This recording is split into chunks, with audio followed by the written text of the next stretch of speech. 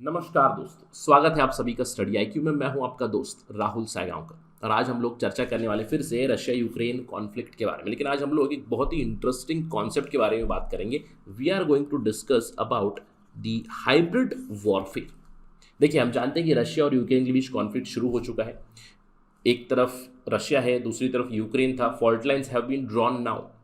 Ukraine की मदद के लिए पहले कोई नहीं आया था, लेकिन अभी धीरे धीरे वेस्टर्न ब्लॉक रैली हो रहा है बिहाइंड यूक्रेन। बहुत सारी कंट्रीज ने अनाउंस किया है कि हम लोग आर्म्स और एमुनिशन सप्लाई करेंगे यूक्रेन को।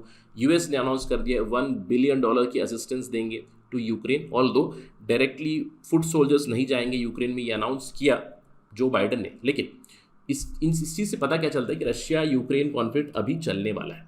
तो हम लोग यहाँ पे बात करेंगे रशिया यूक्रेन कॉन्फ्लिक्ट क्या यूनिडायमेंशनल है, क्या फिर अलग अलग डायमेंशन से लड़ाई चल रही है, यानी कि is it just a conflict of military versus military. The answer would be of course no, क्योंकि मल्टीपल डायमेंशंस पे, मल्टीपल स्पेक्ट्रम्स पे लड़ाई चल रही है और एक बहुत बड़ा स्पेक्ट्रम है साइबर अटैक्स या फिर साइबर वॉरफेयर। तो आज हम लोग इसी से जुड़ा हुआ डिस्कशन करेंगे, मतलब समझेंगे हम लोग हाइब्रिड वॉरफेयर का, क्योंकि hybrid warfare has now become a reality. In fact ये एक बहुत बड़ा लेसन है हमारे लिए भी। It's a learning lesson for India. हम लोग इस कॉन्फ्लिक्ट से क्या सीख सकते हैं, ये भी हम लोग बात करेंगे। तो will understand what is hybrid conflict. इसमें हम लोग बात करेंगे साइबर अटैक्स कैसे एक मेजर पार्ट एंड पार्सल बन चुके हैं ऑफ रशिया यूक्रेन कॉन्फ्लिक्ट। क्या रशिया साइबर अटैक्स कर रहा है, क्या यूक्रेन भी रिटेलिएट कर रहा है, इन सब चीज़ों के बारे में हम लोग जानकारी लेंगे। साथ ही साथ एक इंपॉर्टेंट मैलवेयर के बारे में भी जानेंगे from exam perspective, very important information. At the end of the discussion हम लोग कुछ सवाल उठाएंगे और ये सवाल बहुत ज़रूरी होंगे आपके लिए अगर आप एक यूपीएससी सिविल सर्विसेज के एस्पिरेंट है या फिर स्टेट पीएससी के एस्पिरेंट है, जहाँ पे सब्जेक्टिव सवाल आते हैं। क्योंकि इन सवालों के थ्रू हम लोग समझेंगे कि साइबर वॉरफेयर या फिर हाइब्रिड वॉरफेयर के डोमेन में हमें क्या क्या एंटिसिपेट करने की ज़रूरत है। कुछ सवाल उठाएंगे, उन सवालों के जवाब देने की कोशिश करेंगे, जिससे हमारी अंडरस्टैंडिंग, हमारे हॉराइजन्स और भी ब्रॉडन होंगे about the concept of hybrid warfare and cyber warfare. तो ये एजेंडा रहेगा आज हमारी डिस्कशन का। To get to know this information मेरे साथ बने रहिए स्टडी आईक्यू पे। और अगर आप तैयारी कर रहे हैं यूपीएससी सिविल सर्विसेज की या फिर स्टेट पीएससी की और any other course, do visit our website studyIQ.com। आप हमारा ऐप भी डाउनलोड कर सकते हैं गूगल प्ले स्टोर से। And do remember to use the code राहुल33। The code is still valid, although double validity offer खत्म हो चुका है 28 फरवरी को, but you can use this offer राहुल33 to get a discount of 33% across all the courses Study IQ even now. चलिए चर्चा शुरू करते हैं। सबसे पहले समझते हैं हाइब्रिड वॉरफेयर क्या है। हम सब में बहुत मिसकॉन्सेप्शन है। हमको लगता है कि हाइब्रिड वॉरफेयर एक नया कॉन्सेप्ट है। बिल्कुल नहीं। आपको ये जानना है, हाइब्रिड वॉरफेयर कोई नया कॉन्सेप्ट नहीं है। हाइब्रिड वॉरफेयर तो पहले से ही इस्तेमाल किया था। इनफैक्ट एंशिएंट टाइम्स में अगर आप कौटिल्य के अर्थशास्त्र पढ़ोगे, कौटिल्य के अर्थशास्त्र में बहुत सी चीज़ें मिलेंगी जो हाइब्रिड वॉरफेयर ही तो है, हाइब्रिड कॉन्सेप्ट ही तो है। क्योंकि देखिए, एक कन्वेंशनल वॉर क्या होता है, मिलिट्री वर्सेस मिलिट्री, जो एक मिलिट्री दूसरी मिलिट्री से लड़ी, कैवलरी टू कैवलरी फाइट होगी, जो भी पावरफुल रहेगा वो जीत जाएगा। लेकिन हाइब्रिड वॉरफेयर वो कॉन्सेप्ट होता है जहां पे आप अलग डायमेंशंस या फिर अलग स्पेक्ट्रम्स ले आते हो। मिलिट्री कॉन्फ्लिक्ट तो चल ही रहा है, लेकिन आप अपनी इकोनॉमिक पॉलिसीज इस्तेमाल करोगे, कुछ एस्पिनाज करोगे, स्पाइस को इस्तेमाल करोगे, डिसइन्फॉर्मेशन या फिर इन्फॉर्मेशन को इस्तेमाल करोगे। तो इन सब चीज़ों को इस्तेमाल करके आप वॉर जीतने की कोशिश करते हो। और हाइब्रिड वॉरफेयर पहले भी हुआ करता था। अगर आप कौटिल्य के आइडियाज़ के बारे में देखें तो Kautilya talks extensively about spice, यानी कि जो स्पाइस है, जासूस जो कहते हैं, जासूस दूसरी जगह से इन्फॉर्मेशन लेंगे, उस इन्फॉर्मेशन को इस्तेमाल करके आप वॉर जीतने की कोशिश करोगे। ये बेसिकली क्या है, हाइब्रिड वॉरफेयर ही तो है। मिलिट्री नहीं, आप कुछ इकोनॉमिक मीन्स इस्तेमाल करोगे या फिर कोई पॉलिटिकल मीन्स इस्तेमाल करोगे, या फिर जिसके साथ भी आप लड़ाई कर रहे हो, आप ये चाहोगे कि आपका जो दुश्मन है उनके सिविल सोसाइटी में कुछ खलबली मचे और सिविल सोसाइटी से आपको सपोर्ट मिले, या फिर उनकी सरकार के खिलाफ सपोर्ट अगर गैदर कर सकें, that will also help in the war. तो ये सारी चीज़ें हाइब्रिड वॉरफेयर ही तो है। लेकिन हाइब्रिड वॉरफेयर आजकल, स्पेशली मैं कहूँगा 21st सेंचुरी में, काफ़ी सोफिस्टिकेटेड हो चुके हैं। सोफिस्टिकेटेड क्यों हो चुके हैं? क्योंकि अभी कम्युनिकेशंस और इंफॉर्मेशन के रेवोल्यूशन आ चुका है। Because of the information and communication technology revolution we have more sophisticated means. अब यहाँ पे sophisticated specially in terms of cyber domain. हम लोग बात करते हैं इंटरनेट ऑफ थिंग्स की, हम लोग बात करते हैं आर्टिफिशियल इंटेलिजेंस की। आज चीज़ें जुड़ी हुई है। कैसे? आपकी इलेक्ट्रिसिटी ग्रिड कनेक्टेड है, आपकी पावर सप्लाई ग्रिड कनेक्टेड है, आपके हेल्थ केयर इंफ्रास्ट्रक्चर कनेक्टेड है। तो साइबर डोमेन से आप अगर अटैक करोगे तो you will basically cripple one of the sectors itself. अगर हम लोग इलेक्ट्रिसिटी ग्रिड पे अटैक करें थ्रू साइबर मीन्स, तो आप इलेक्ट्रिसिटी ग्रिड को क्रिपल कर सकते हो, जिससे आपको एडवांटेज मिले। तो हाइब्रिड वॉरफेयर पहले भी था, आज भी है, लेकिन आज काफ़ी सोफिस्टिकेटेड हो चुका है। यानी कि आपको जासूसों की भी ज़रूरत नहीं है। मैं यहाँ पे बेसिकली अपने घर पे बैठ के कुछ कोड लिखूंगा जिससे मैं दूसरे देश में खलबली मचा दूंगा। इतने लेवल पे सोफिस्टिकेट हो चुका है। तो hybrid warfare is nothing new, but it has become sophisticated. और हाइब्रिड वॉरफेयर का मतलब क्या है? हाइब्रिड वॉरफेयर का मतलब है एक कोऑर्डिनेटेड अटैक, जहाँ पे आप मिलिट्री का तो इस्तेमाल कर ही रहे हो, उसके अलावा पॉलिटिकल मीन्स हो सकती हैं, इकोनॉमिक मीन्स हो सकती हैं, सिविलियन मीन्स हो सकती है, सिविल सोसाइटी में आप खलबली ला सकते हो, इंफॉर्मेशन की इंस्ट्रूमेंट इस्तेमाल कर सकते हो। यानी कि मिलिट्री रेल्म के बियॉन्ड जब आप जाओगे, इट बिकम्स हाइब्रिड वॉरफेयर। ठीक है, आई होप कि आपको ये कॉन्सेप्ट क्लियर हो चुका है। अब हम लोग समझते हैं कि hybrid warfare is it prominent in the Russia Ukraine crisis? Of course yes. क्योंकि देखिए, एक तरफ है रशिया जिसकी मिलिट्री माइट बहुत ज़्यादा है, नॉट जस्ट मिलिट्री माइट, उनकी साइबर कैपेबिलिटी भी बहुत ज़्यादा है। रशिया ने ऑलरेडी आर्टिफिशियल इंटेलिजेंस में बहुत सारी रिसर्च कर रखी है, इंफॉर्मेशन वॉरफेयर वो ऑलरेडी करते हैं, साइबर वॉरफेयर, इलेक्ट्रॉनिक कैपेबिलिटीज़ उनकी बहुत ज़्यादा है। और पहले भी हम लोग देख चुके हैं रशिया इन चीज़ों को इस्तेमाल कर चुके हैं, जैसे कि सीरिया में इस्तेमाल कर चुके हैं, पहले 2014 में डॉनबास रीजन में कर चुके हैं, अभी फिर से यूक्रेन इन्वेजन में भी इसको इस्तेमाल कर चुका है, या फिर इनफैक्ट मैं कहूँगा कर रहा है। कैसे? चलिए बात करते हैं।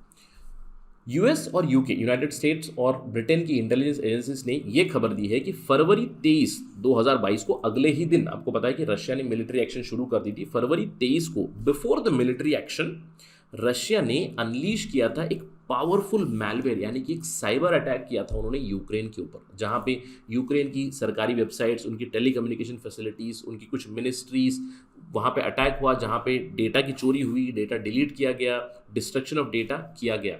यानी कि रशिया ने मिलिट्री इन्वेजन शुरू करने से पहले ही एक साइबर इन्वेजन शुरू कर दिया था। अब isn't this hybrid warfare? This is absolutely hybrid warfare. तो रशिया ने क्या किया था? देखिए, ऑन 23 फरवरी रशिया ने एक मिलिट्री ऑपरेशन से पहले साइबर ऑपरेशन किया। उस साइबर ऑपरेशन में एक डेटा वाइपर मैलवेयर उन्होंने इस्तेमाल किया, जिसका नाम था हर्मेटिक वाइपर। तो इस चीज़ को नाम याद रखिएगा प्लीज़, हर्मेटिक वाइपर। सवाल बन सकता है, simple MCQ. Recently in the news the term hermetic wiper relates to what? एक कंप्यूटर या फिर डेटा मैलवेयर है, डेटा वाइपर मैलवेयर है। इसके अलावा एक डीडॉस अटैक भी हुआ। डीडॉस क्या होता है? Distributed denial of service attack. तो चलिए समझते हैं कैसे रशिया ने अटैक किया।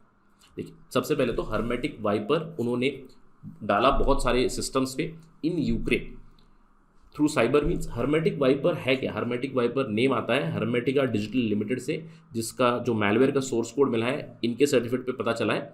तो ये एक डेटा वाइपर मैलवेयर है, राइट? यानी कि सॉफ्टवेयर के तौर पे आएगा आपके सिस्टम में। जैसे ही आप उसको डाउनलोड करोगे, किसी ईमेल पे, किसी मैसेज पे आप क्लिक करोगे, तो ये जो मैलवेयर है, software which is intended for malicious use के लिए एक सॉफ्टवेयर भेजा जाता है। तो ये आपके सिस्टम में आ जाएगा और ये आपके सिस्टम को वाइप कर देगा। नाम से ही पता चल रहा है वाइपर, यानी कि डेटा को इरेज कर देगा। जैसे ही मैलवेयर डाउनलोड हो जाएगा तो ये आपके सॉफ्टवेयर को करप्ट कर देगा, ये आपका लोकल जो डेटा है उसको उड़ा देगा, और साथ ही साथ कंप्यूटर को भी रीबूट कर देगा। यानी कि आपकी जो ड्राइव्स है, जो हार्ड ड्राइव है, एसएसडी ड्राइव है, उसको वाइप आउट कर देगा, सिस्टम को भी रीबूट कर देगा। अब सिस्टम को रीबूट करने पे डेटा रिकवरी टूल्स भी हटा देगा, यानी कि डेटा आप रिकवर कर ही नहीं सकते हैं। साथ ही साथ इस मैलवेयर में ये भी कैपेबिलिटी है कि ये आपका जो इंटरनल नेटवर्क है उसके ऊपर कंप्लीट कंट्रोल दे देगा। यानी कि एक सिस्टम पे जाएगा, अगर वो सिस्टम कनेक्टेड है इंटरनल नेटवर्क पे, तो बाकी दूसरे सिस्टम्स पे भी वो जा सकता है। मल्टीपल प्रोग्राम्स को ये हानि कर सकता है। बेसिकली डेटा वाइप कर देता है, डेटा को ख़त्म कर देता है, आपका सिस्टम कंप्लीटली बेकार ही हो जाएगा। ठीक है, तो कुछ इस तरह का अटैक किया था पहले रशिया ने। इसके अलावा एक और अटैक हुआ डीडॉस। डीडॉस का मतलब है distributed denial of service attack, right? ये distributed denial of service attack क्या होता है? नाम से ही पता चल रहा है, सर्विस डिनाई करनी। अब ये नॉर्मली अटैक होता है through bots, right? Through bots मतलब अगर कोई वेबसाइट है, उस वेबसाइट पे मैं इतनी सारी फ्रिवलस रिक्वेस्ट कर दूंगा, अगर कोई ऐप है उस रिक्वेस्ट पे इतनी सारी इन्फॉर्मेशन में पंप इन कर दूंगा कि वो ऐप या फिर वेबसाइट कंप्लीटली क्रैश हो जाएगी। यानी कि जो लेजिटिमेट यूजर्स है उन्हें वो सिस्टम यूज ही नहीं करने आएगा। अब इमेजिन कीजिएगा, अगर डीडॉस अटैक हुआ on UPSC website, hypothetical scenario, और आपको फॉर्म भरना है, राइट? आखिरी डेट है, आखिरी डेट कल है एप्लीकेशन की, तो डीडॉस अटैक हुआ तो आप लेजिटिमेट यूजर्स लॉग इन नहीं कर सकते, सिस्टम ही क्रैश हो जाएगा, बताएगा कि द वेबसाइट इज़ बिजी। तो ऐसे अटैक रशिया ने किए टू डिजेबल गवर्नमेंट कम्युनिकेशन। अब इन्होंने अपेरेंटली अटैक किया एक प्राइवेट बैंक करके हैं, यूक्रेन का सबसे बड़ा कमर्शियल बैंक है प्राइवेट बैंक, तो उनके ऊपर ये अटैक हुआ डीडोस का। इसके अलावा गवर्नमेंट डिपार्टमेंट्स के ऊपर, स्पेशली मिनिस्ट्री ऑफ डिफेंस की बहुत सारी वेबसाइट्स के ऊपर, उनके ऐप्स के ऊपर, उनकी रिसोर्सेज के ऊपर डीडोस अटैक हुआ। DDoS stands for distributed denial of service attack. तो दो तरह के अटैक्स हुए रशिया से। अब ये खबरें हमें मिली दूसरी इंटेलिजेंस एजेंसी ने दी, यूएस और यूके की।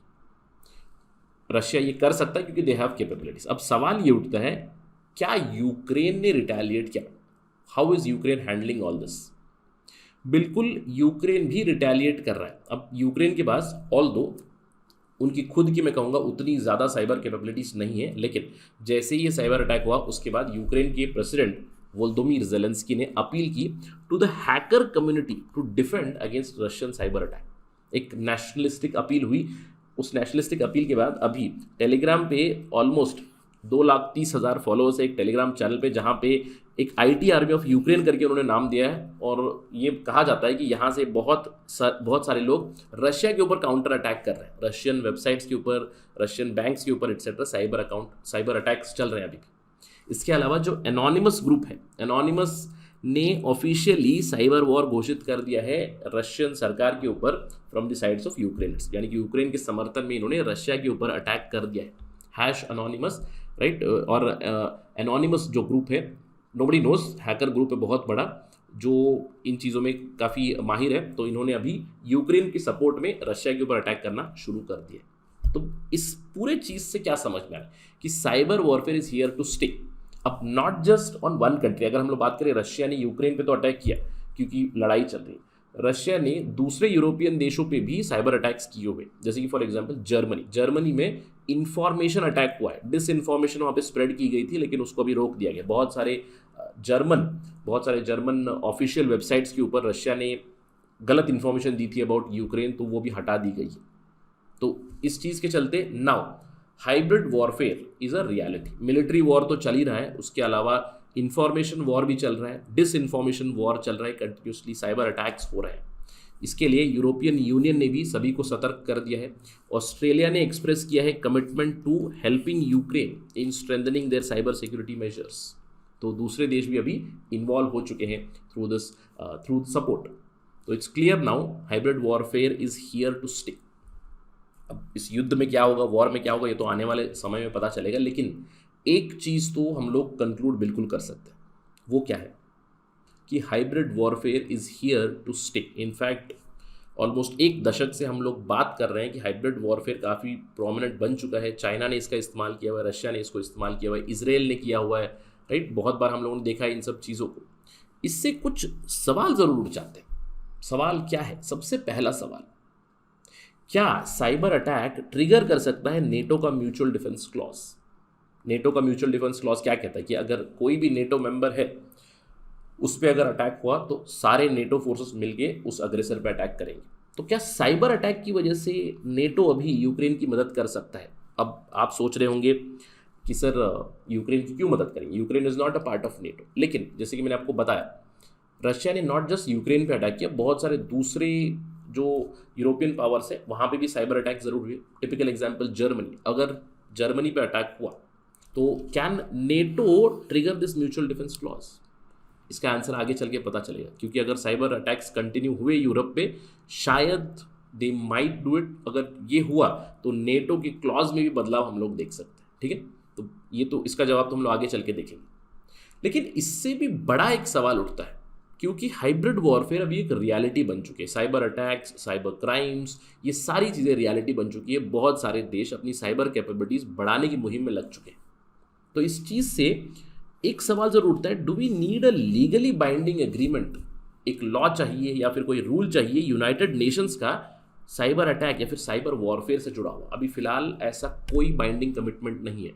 हम लोग कहाँ पे वो फाइन लाइन ड्रॉ करेंगे? देखिए, अगर हम लोग वॉरफेयर की भी बात करें, एक हम लोगों ने रेड लाइन ड्रॉ कर रखी है, न्यूक्लियर वेपन्स इस्तेमाल नहीं करेंगे, बायोलॉजिकल्स और केमिकल वेपन्स इस्तेमाल नहीं करेंगे। तो क्या ऐसी कोई चीज़ नहीं होनी चाहिए टुवर्ड साइबर वॉरफेयर? क्योंकि समझ लीजिए, मैं एक साइबर अटैक कर रहा हूँ, हाइपोथेटिकल सिनारियो, साइबर अटैक कर रहा हूँ मैं किसी और देश पे, वहाँ पे मैंने उनकी कुछ इस तरह की फैसिलिटी के ऊपर अटैक किया है कि वहाँ से बायोलॉजिकल एजेंट रिलीज हो जाएगा. Is it not some sort of a biological attack itself by using cyber means? तो कहाँ पे हम लोग एक रेड लाइन ड्रॉ करेंगे, ये एक सवाल जरूर उठ जाता है. अभी फिलहाल अगर हम लोग बात करें, there is nothing concrete, although एक नॉन बाइंडिंग मैनुअल जरूर है, एक टालिन मैनुअल है. आप मुझे कमेंट सेक्शन में बताइए टालिन कहाँ पे आता है. टालिन सिटी है, कैपिटल सिटी एक कंट्री की, तो मुझे बताइए टालिन कहाँ पे आती है. तो टालिन मैनुअल एक है, इनफैक्ट 2017 में टालिन मैनुअल 2.0 आया था, लेकिन ये नॉन बाइंडिंग अग्रीमेंट है विच टॉक्स अबाउट लिमिटेशंस और rules and regulations about cyber warfare. तो क्या हमें ज़रूरत है यूनाइटेड नेशंस के अंडर कि कुछ रूल्स एंड रेगुलेशंस आए with respect to cyber attacks, cyber warfare? बहुत ज़रूरत है इस चीज़ की, of course we know that. अब तीसरा एक सवाल उठता है, ये हमारा पर्सनल लेवल सवाल है इंडिया के लिए. क्या लेसन्स हम लोग ले सकते हैं इससे? Should India prepare itself for a potential cyber conflict in future? क्योंकि हमारे भी एडवर्सरीज है, एक तरफ है चाइना, दूसरी तरफ है पाकिस्तान. अब ये एडवर्सरीज अगर कल इंडिया के ऊपर साइबर अटैक कर देंगे, क्या हम लोग तैयार हैं? इनफैक्ट हम लोग अपनी साइबर सिक्योरिटी को स्ट्रेंथन करने की कोशिश कर रहे हैं. हमारे पास साइबर सिक्योरिटी पॉलिसी है, cyber computer emergency response teams है, क्रिटिकल इंफ्रास्ट्रक्चर सेटअप, सारी चीज़ें बनाई हुई हैं. लेकिन क्या हम लोग तैयार हैं किसी कॉन्फ्लिक्ट के लिए इन फ्यूचर? Perhaps not. तो इस पूरे युद्ध से, इस हाइब्रिड वॉरफेयर से इंडिया को क्या करना चाहिए? देखिए, perhaps first step would be एक कमेटी की घटना करें, lessons learned from the Russia Ukraine conflict, specifically about the hybrid warfare. कैसे हाइब्रिड वॉरफेयर हो रहा है और इस चीज़ से हम लोग क्या सीख सकते हैं, और इस चीज़ से हम लोग कैसे खुद को पोटेंशियली आगे आने वाले साइबर कॉन्फ्लिक्ट से प्रोटेक्ट कर सकते हैं. क्योंकि इस चीज़ के ऊपर बहुत ज़रूरत है इंडिया में भी, और भी स्ट्रेंथन करने की ज़रूरत है, क्योंकि वी आर गोइंग डिजिटल. हम लोग डिजिटल इंडिया बन रहे हैं, तो अगर डिजिटल इंडिया बन रहे हैं उतना ही ज़्यादा हम लोग डिजिटली वल्नरेबल भी बन रहे हैं. तो हमें वो रेजिलियंस लाने की ज़रूरत है. तो we need to protect ourselves from potential cyber conflicts. Let's hope that this happens. India learns lessons from this conflict and India also strengthens its cyber capabilities. With that note, let me end my discussion. Thank you for watching this. Jai Hind.